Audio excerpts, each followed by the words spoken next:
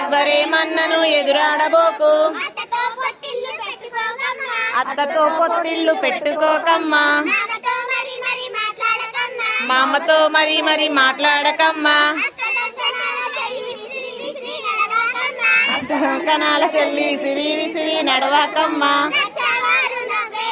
రచ్చవారు నవ్వేనమ్మా,